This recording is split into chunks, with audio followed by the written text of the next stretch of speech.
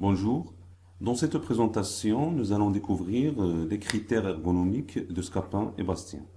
Les ergonomes Scapin et Bastien proposent 8 critères d'évaluation ergonomique, à savoir le guidage, la charge de travail, le contrôle explicite, l'adaptabilité, la gestion des erreurs, l'homogénéité, cohérence, la signification des codes et des nominations, et la compatibilité.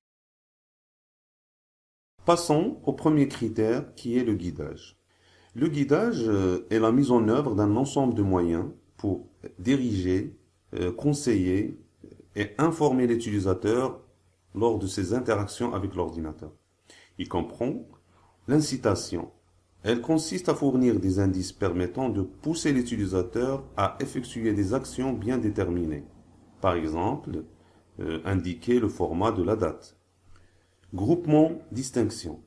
C'est l'organisation des différents éléments visuels ou auditifs de façon cohérente et ordonnée afin d'indiquer leur appartenance ou non à une classe d'objets. Plus spécifiquement, on trouve le groupement par localisation, par format ou par comportement. Le groupement par localisation qui permet de positionner les items ayant les mêmes caractéristiques dans le même endroit, et le groupement par le format qui permet de donner aux éléments des caractéristiques graphiques particulières pour les classer. Par exemple, utiliser la couleur verte pour indiquer les réponses justes. Le feedback immédiat. Ce sont les informations fournies à l'utilisateur lors des actions ou des requêtes de celui-ci. Par exemple, les messages de téléchargement qui indiquent la taille du fichier et le temps restant. La lisibilité. Elle permet de faciliter la lecture par un texte suffisamment aéré et des paragraphes bien structurés. Il faut mettre en relief les éléments les plus importants. Deuxième critère, la charge de travail.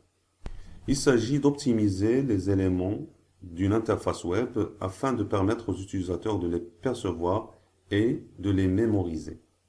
On distingue 4 principes. Brièveté. Être bref et limiter le travail de lecture. Concision. Être concis ou bref, c'est de s'exprimer en peu de mots avec précision.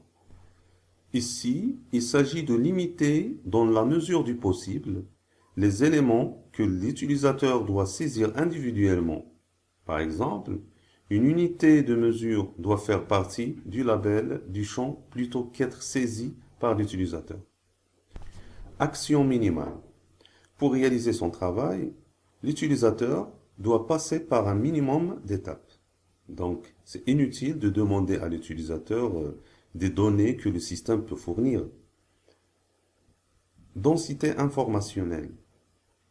Éviter de trop charger l'écran par des informations inutiles.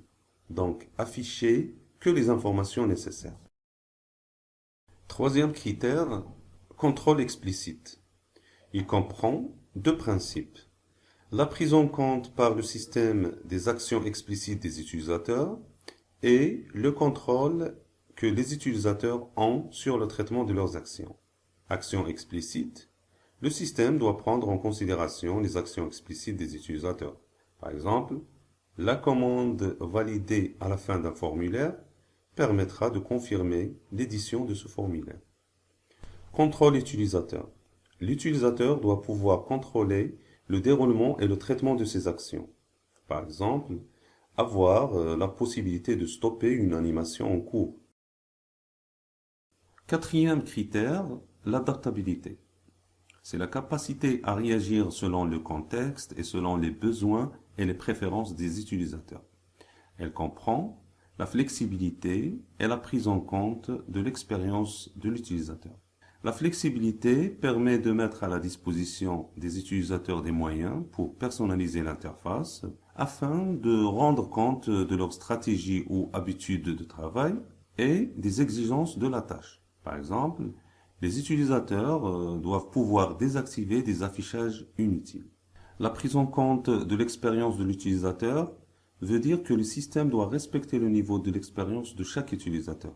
Par exemple, prévoir des choix d'entrée pas à pas ou multiples selon l'expérience des utilisateurs. Cinquième critère, gestion des erreurs. C'est la mise en place des moyens qui permettront d'éviter, de réduire et de corriger, dans la mesure du possible, les erreurs lorsqu'ils surviennent. Elle comprend la protection contre les erreurs, la qualité des messages d'erreur et la correction des erreurs. La protection contre les erreurs permet de détecter et de prévenir les erreurs. Par exemple, signaler une erreur détectée suite à une fausse manipulation. Qualité des messages d'erreur. Le message d'erreur doit être pertinent. Il doit fournir à l'utilisateur la nature de l'erreur et les actions à entreprendre pour la corriger. Correction des erreurs. L'utilisateur doit avoir la possibilité de corriger ses erreurs. Sixième critère, l'homogénéité, cohérence. On doit, dans des contextes identiques, garder la même conception d'interface. Comme dans cet exemple, on a gardé la même charte graphique, seule la langue qui a été changée. La signification des codes et des nominations. Ce que sera présenté à l'utilisateur comme information ou signe doit avoir une adéquation avec son référent.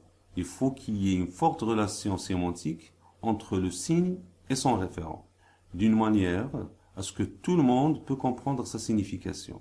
Par exemple, le signe d'imprimante pour désigner l'action d'impression ou le signe d'un ensemble d'avatars autour d'une table pour désigner une réunion. Dernier critère, la compatibilité. Il s'agit de la concordance des éléments suivants. Les caractéristiques des utilisateurs et les tâches à réaliser et l'organisation des sorties, des entrées et du dialogue d'une application donnée. Par exemple, il faut utiliser les termes familiers aux utilisateurs et relatifs à la tâche à réaliser. Et merci.